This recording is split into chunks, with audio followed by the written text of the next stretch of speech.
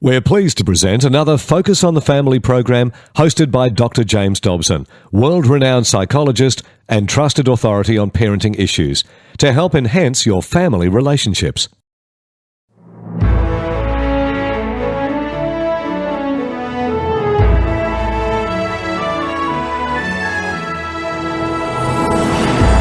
He's not pounding his fist on the hood, and he's not saying, "Why do you drive so fast?" I bear an enormous burden for the spiritual welfare of my children. So Siggy and I had a little talk about it, and we decided he should go check on it. Well, all I've told you all throughout your life, remember this: be there on the other side.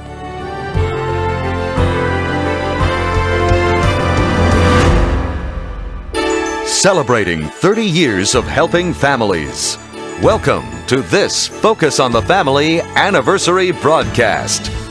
I'm John Fuller, and we do welcome you to another 30th anniversary Focus on the Family broadcast with psychologist and author Dr. James Dobson as we present day 2 in a 3-day series especially for dads. Yes, what we're going to hear today, John, as you indicated, is day 2 of the third film. I hope this is not confusing. The third film in the Focus on the Family film series, which was recorded in 1978 in front of 3,000 people in San Antonio, Texas. And I talked about various aspects of family life. The first night we talked about discipline of children and the strong-willed child. The next morning I gave the message that we're going to hear today, which we call Christian fathering. Now, I'm aware that there will be people listening today who didn't hear what we had to say last time. And I was talking about the pace of living and the exhausted lifestyle that just leaves little of our time and energy for our children, and what the impact of that is, especially spiritually.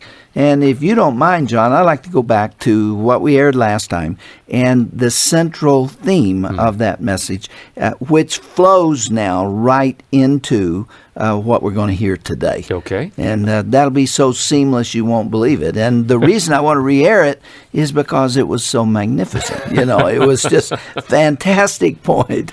Anyway, let's do that. Okay, and by the way, I don't mind at all that we're doing this. I feel a lot better about it, John.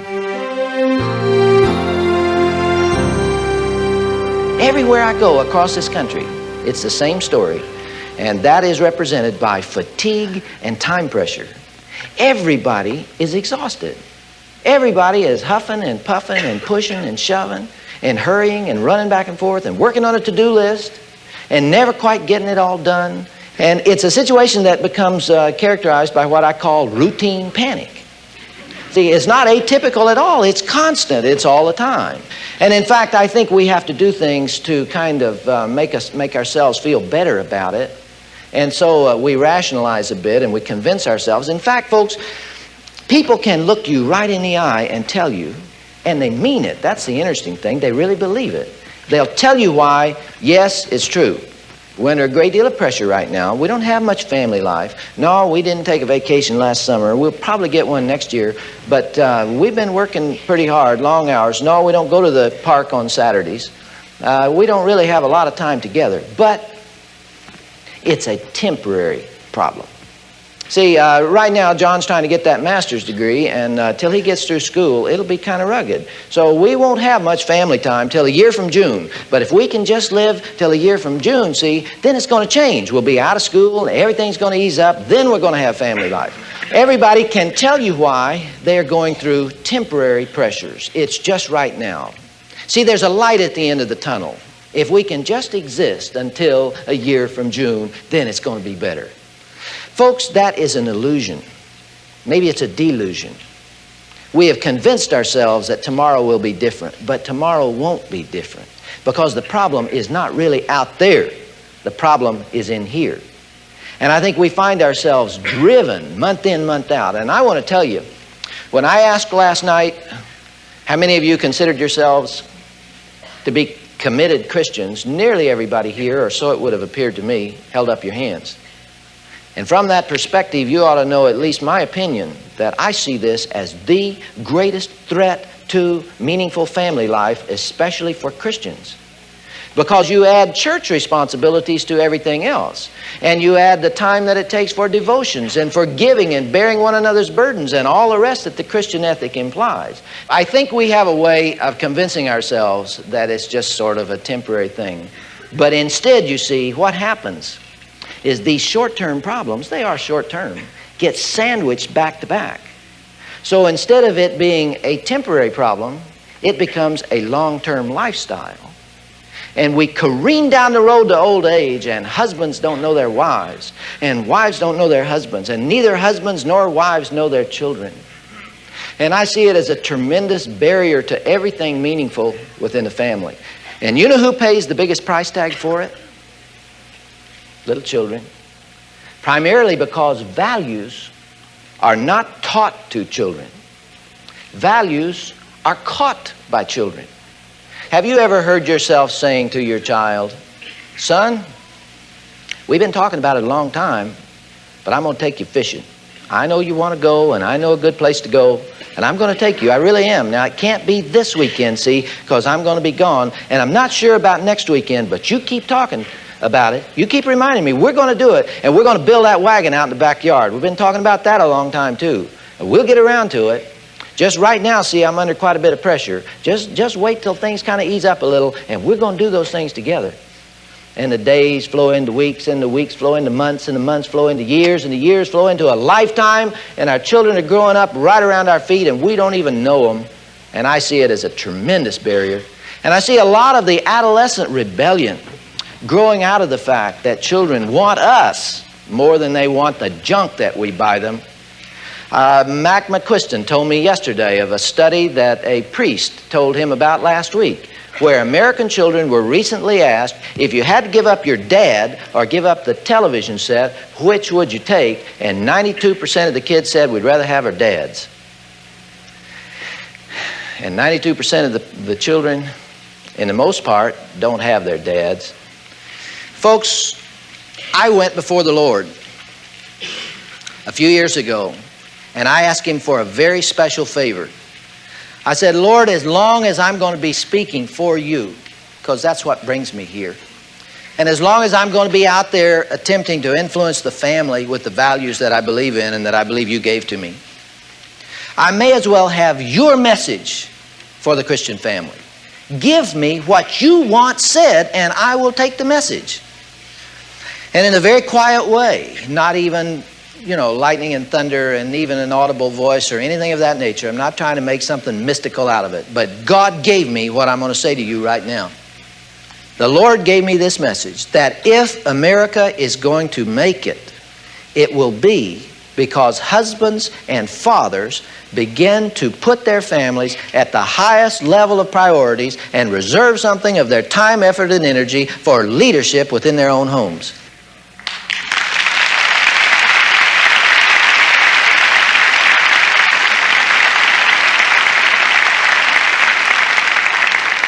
There is no subject that I feel more strongly about than this one, because all over this country, little children are reaching for fathers who aren't there. And it is heartbreaking for me to see it happen. You're aware of it as well as I. I was speaking earlier today about Dr. Yuri Bronfenbrenner at Cornell University. They conducted a study there to determine the average amount of time that middle-class fathers spend with their small children each day. And so in order to test it, they developed a sample of families and actually went into the homes of those children and put microphones on the shirts of those children and first asked the fathers to estimate how much time they thought they spent with their small children each day. And they got an estimate of something like 40 minutes a day. And then to test that, they actually recorded the direct interactions between generations over a 10 or 12-day period, gathered the data, analyzed the results, and announced that the average amount of time middle-class fathers spend with their small children each day was 37.7 seconds. 37 seconds per day between father and small child. And what can you say to your children about the values you care about and the meaning of life and the God you love in 37 seconds a day? But hello and goodbye And we'll have a good time then, son. We'll be together. We're going to do it. Put that statistic on one side. On the other side, put the well-known statistic that the average amount of time middle-class children spend watching television per week in the preschool years is 54 hours. 37 seconds a day coming from fathers and 54 hours a week coming from television, and then tell me where the values are coming from. Who's doing the teaching?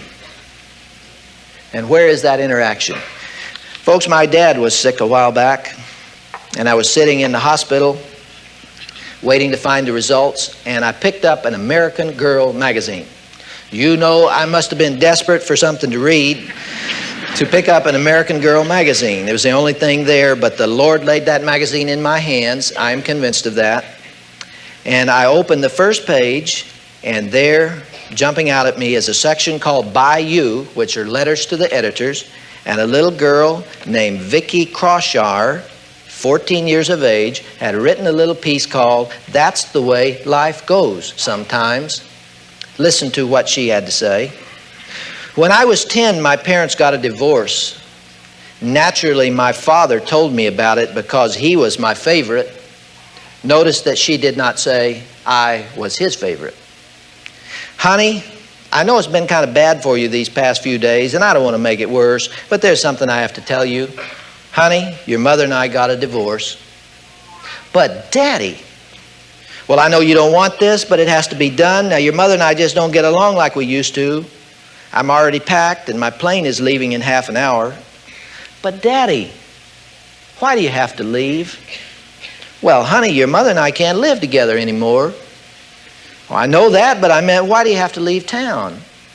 Oh, well, I got someone waiting for me in New Jersey. But Daddy, will I ever see you again? Oh, sure you will, honey. We'll work something out. But what? I mean, you'll be living in New Jersey and I'll be living here in Washington. Well, maybe your mother will agree to your spending 2 weeks in the summer with me and 2 weeks in the winter. Why not more often? Well, I don't even think she'll agree to 2 weeks in the summer and 2 weeks in the winter, much less more. Well, it can't hurt to try.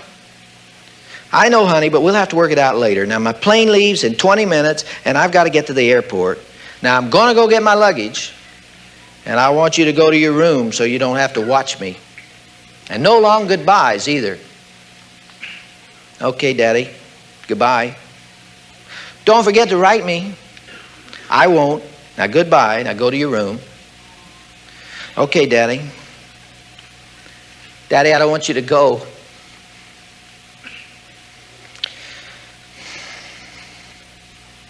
I know, honey, but I have to. Why? Well, you wouldn't understand. Yes, I would. No, you wouldn't. Oh, well, goodbye. Goodbye. Now go to your room and hurry up. Okay, well, I guess that's the way life goes sometimes. I feel fathers hold within their hands the power of saving the family, because women in most cases will follow his leadership if he'll take the time, effort, and energy to devote himself to his family. And I suppose there's a reason why I feel this so strongly. You'll have to excuse me getting choked up.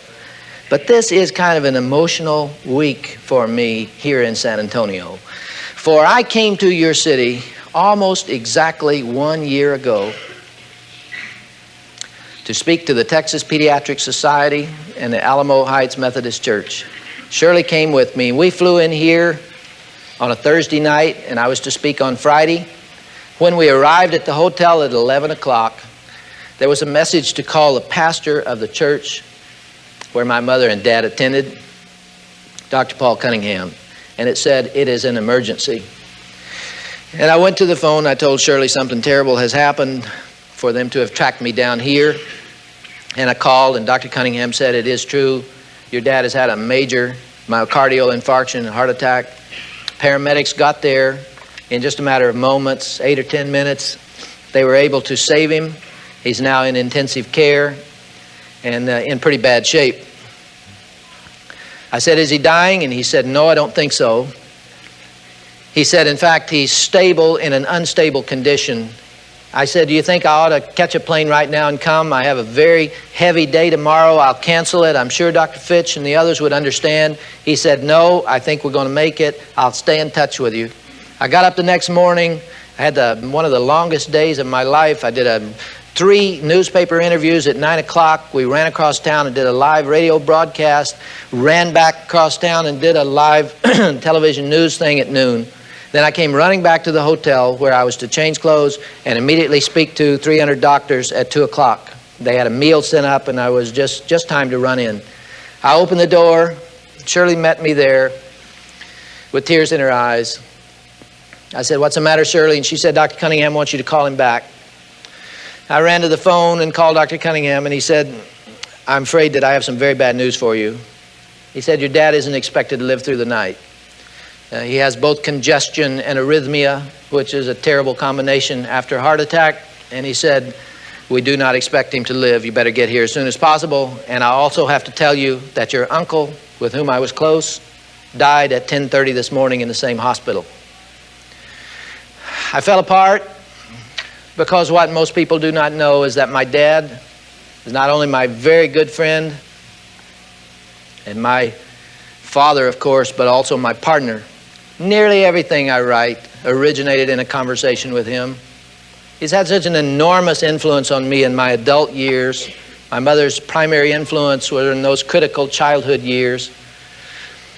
But I was losing my friend. Nevertheless, I felt God brought me to San Antonio to speak to those doctors. And I gathered my wits about me and he helped me and I did speak to them. And when I was through, I just fell apart. Frosty Smith and Clarence Bray took me to the airport and God gave them both to me. For I've never been so overwhelmed with emotion in my life. Shirley and I met at the airport, caught a plane, cried and prayed all the way to Kansas City. And when I arrived, I expected to see my mother at the airport, which would obviously mean my dad was gone, but she was not there. The wife of the president of the college where my dad was an art teacher, head of the Department of Art, was there instead, and she had a smile on her face, and she gave me the news that my dad was remarkably better, and he was waiting to see me at the hospital, and I got to go in and talk to him.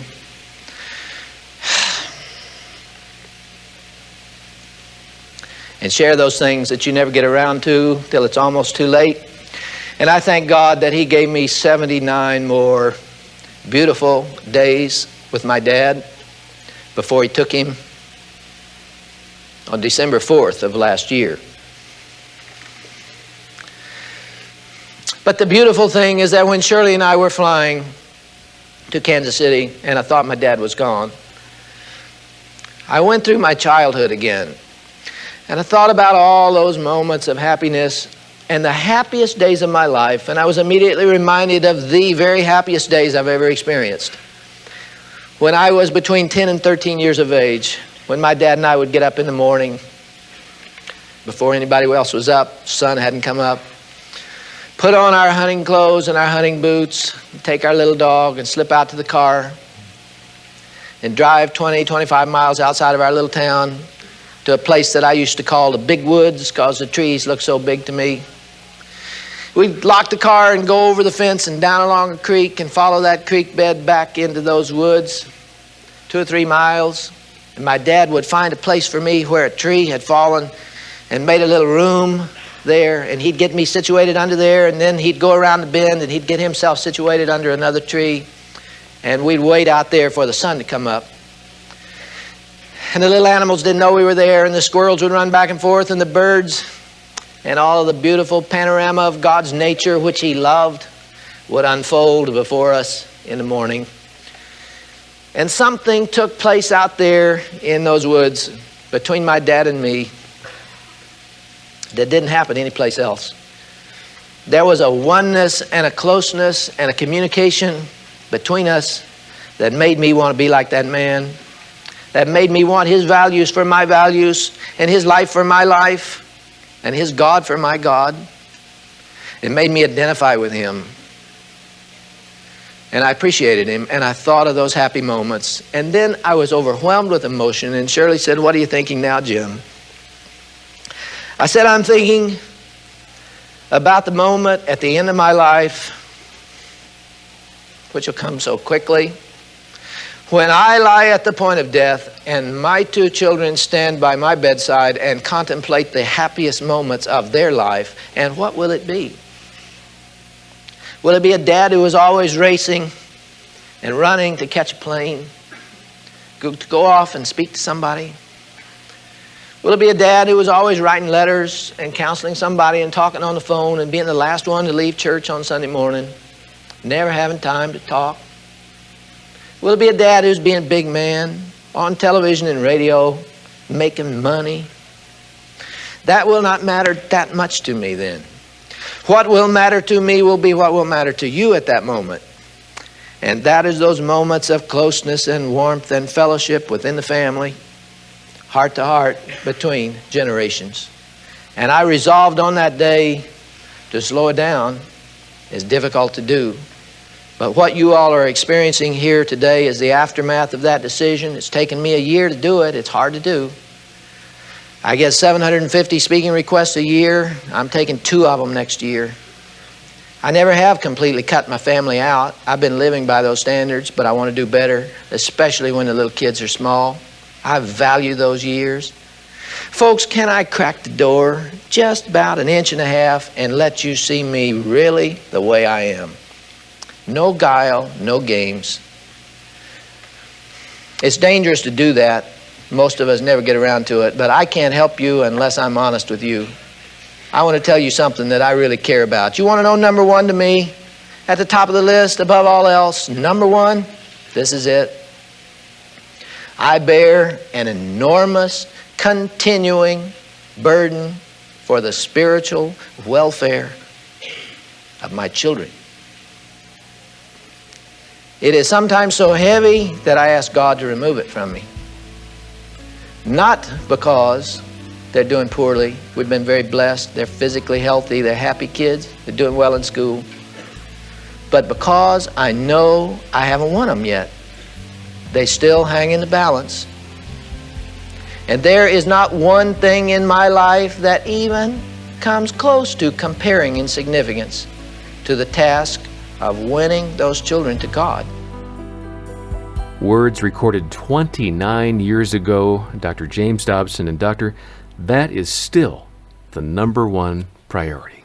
Well, it is, John, but the Lord has been very good to Shirley and me and has answered the prayers of those days back in 1978, before and after, where we prayed repeatedly for the spiritual welfare of our children. God has blessed them both. They both love the Lord. Ryan and Laura, his wife, both love the Lord. Ryan's out speaking all over the country, carrying the same message that I carried. And I'm very, very proud of both of them. And Danae has written 21 books and speaks all across the country about her love for Jesus Christ. Those prayers were answered. And as I heard my voice today, and I don't know if you can tell it, I was crying while I was saying those words, because that mattered most to me. And the Lord heard me, and He will hear the prayers of the parents that are out there on the firing line today for the welfare of their children. And I pray that they will also make that spiritual commitment the ultimate priority. Well, that is where the rubber meets the road, isn't it? And this has been a clarion call for parents to pray, to get on our knees for the spiritual well-being of our children. And Doctor, I appreciate this message and trust that these words will echo in the hearts and the minds of our listeners in the days to come. If you have a need to find out more, we have a lot of Dr. Dobson's material online at family.org, including a description of his book, Straight Talk to Men, Recovering the Biblical Meaning of Manhood. It's a classic, well over 1 million copies in print. Look for that information online at family.org. Our program today provided by Focus on the Family and hosted by psychologist and author Dr. James Dobson. I'm John Fuller. For more family advice and resources, or to get a copy of today's program, please contact Focus on the Family Australia 1300 300 361 or go to families.org.au.